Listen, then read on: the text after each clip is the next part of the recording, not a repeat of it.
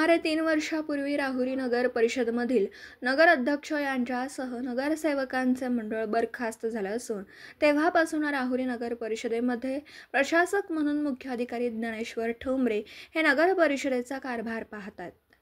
तेव्हापासून नगर परिषद व राहुरी शहराला वाली राहिलेला नसल्याचं चित्र दिसून येतं। नगर परिषदेतील अनेक समस्या त्याचबरोबर अतिक्रमणांची समस्या मोठ्या प्रमाणात भेडसावते। अशा परिस्थितीत शहरात अनधिकृत मंदिरं, इमारती उभारण्याचं काम जोरात सुरू आहे। मात्र पालिका प्रशासन याकडे जाणून-बुजून दुर्लक्ष करत आहे। त्यामुळे या अतिक्रमणांबाबत मुख्याधिकारी ज्ञानेश्वर ठोंबरे यांना जबाबदार धरून त्यांच्यावर शासकीय स्तरावर कारवाई करण्याची मागणी शहरातील नागरिक करतात। राहुरी शहरातील विद्या मंदिर प्रशाला परिसरात अनधिकृत मंदिरांचं काम वेगानं सुरू आहे। या मंदिर बांधकामाला राहुरी नगर परिषदेकडून मान्यता ही लेखी स्वरूपात दिली की तोंडी दिली आहे हे अजून कळू शकलेलं नाही।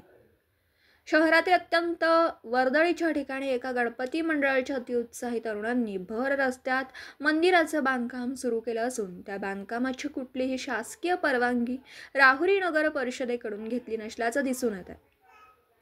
आज या मंदिराच्या उभारणीमुळे तालुक्यातील इतर गणपती मंडळ सुद्धा असे मंदिर उभारू शकतात व त्यामुळे शहरामध्ये जास्तीत जास्त अतिक्रमण होऊन वाहतुकीस किंवा इतर वर्दळीस अडथळा निर्माण होण्याची शक्यता नाकारता येत नाही।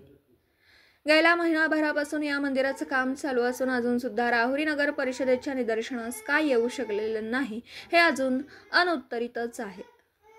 शहरातील इतरत्र काही व्यावसायिक किंवा नागरिकांनी केलेलं अतिक्रमण राहुरी नगर परिषदेच्या त्वरित लक्षात येतं, पण हे बांधकाम का लक्षात नाही हे समजू शकलेलं नाही।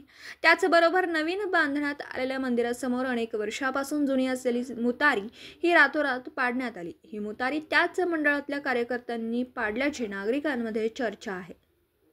याच मंदिराच्या बांधकामाला राहुरी नगर परिषदेने परवानगी कशी दिली व मुतारी पाडणाऱ्या लोकांवर काय कारवाई केली ही विचारपूस केल्यानंतर नगर परिषदेचे अधिकारी व बांधकाम विभागाचे नेमणूक अधिकारी यांनी आमच्या प्रतिनिधी यांना उडवाउडवीची उत्तरं दिली आहेत।